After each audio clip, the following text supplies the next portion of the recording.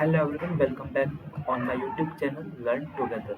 Today we are learning something about business intelligence because before understand data visualization we are required to understand the term business intelligence. Business intelligence is the process of transforming the data in your organization in a way the business user can understand and take decisions by looking at it as a better opinion of present and future because we are seeing that we are using Microsoft Power BI.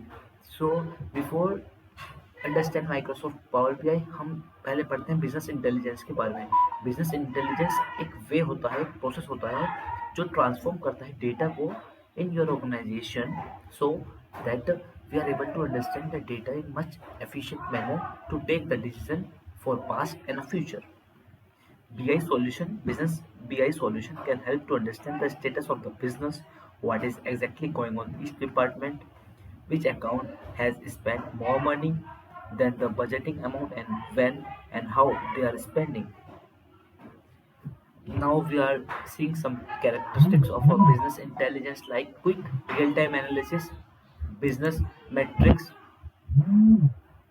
business metrics report, easy easily share our information by the help of dashboards and report, enhance decision making process by analyzing the data and take efficient decisions based on our need, identify selling opportunity to analyze the data and identify the trends and insights of our data, fast review because we are able to analyzing and visualize very large data on a very small dashboard by the help of business intelligence. Business intelligence की ज़रूरत इसलिए है just like कोई company का CEO होता है वो busy होता है because there are various types of company जिसका वो काम करता है उसे अपने भी बहुत सारी मीटिंग्स होती हैं बहुत सारी डीलिंग करनी पड़ती है तो उसके पास लिमिटेड टाइम्स होता है they have a limited time to pay attention on a certain thing. In such a scenario, the chance of him drilling into a detailed report is very low. उसके पास इतना chance नहीं होता है कि वो एक बैलेंस शीट पढ़े या आपकी रिपोर्ट पढ़े 5 से 10 पेज उसकी. So at that scenario, they only need to know the monthly turnover of a company, profit margin, company performance, and so on the basic needed thing. So at that time, reports and dashboards are king because reports and dashboards are the high level data visualization technique by which they are able to review and observe, understand the company performance, company output, and the company report easily. Not only in the company cabin and presentation, but whenever they are traveling and they are free, they are also able to check the report on the mobile phone. That's the main benefit of the BI tools, business intelligence tools. So अभी हम पहले history पढ़ते हैं कि हमारी business intelligence कहाँ से आई थी. फर्स्ट सबसे पहले 1865 में बिजनेस इंटेलिजेंस टर्म यूज हुई थी एक बुक में, cyclopedia of commercial and business encyclopedia.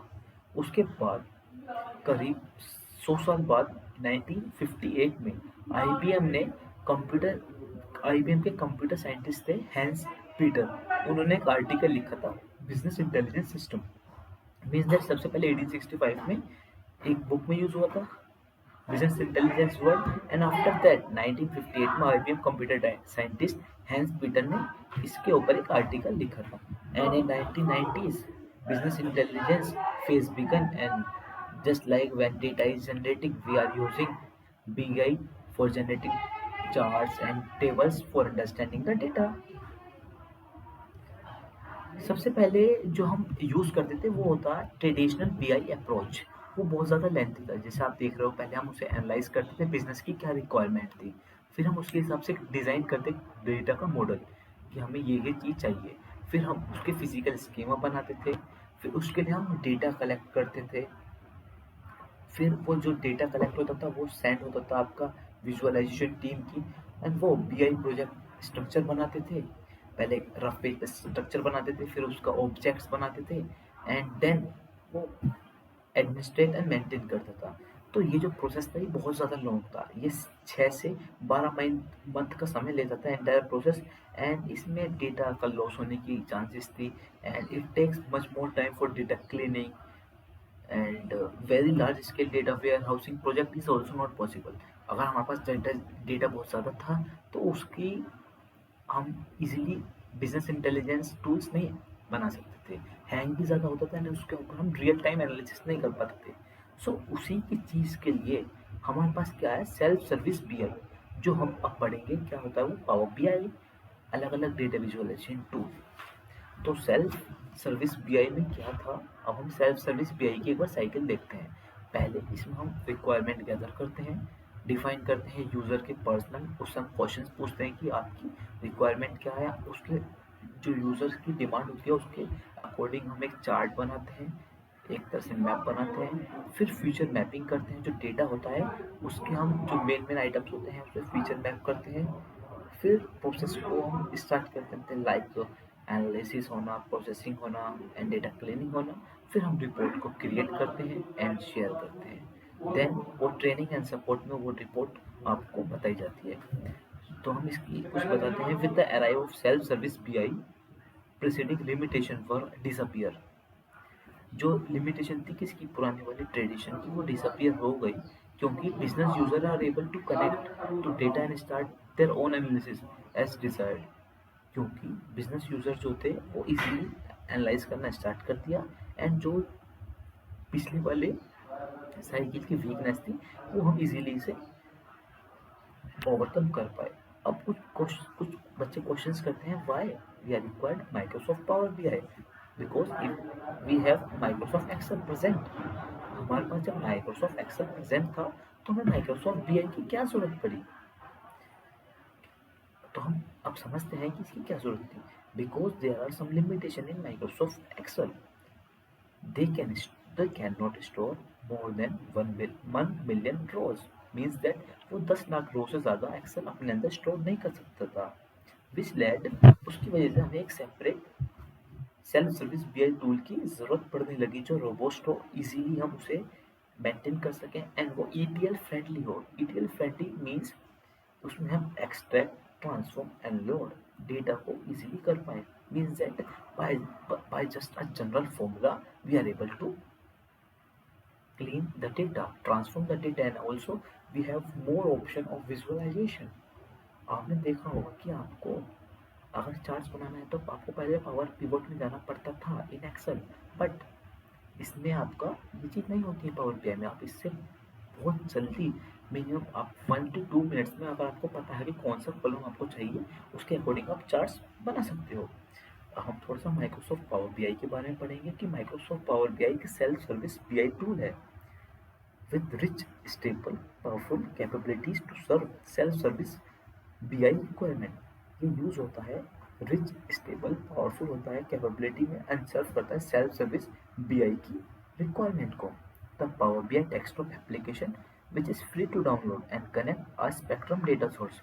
Power BI desktop जो है वो फ्री है, कोई भी उसे डाउनलोड कर सकता है एंड कनेक्ट कर सकता है वेरियस डेटा सोर्सेज से, लाइक सीएसवी फाइल्स, अपैचे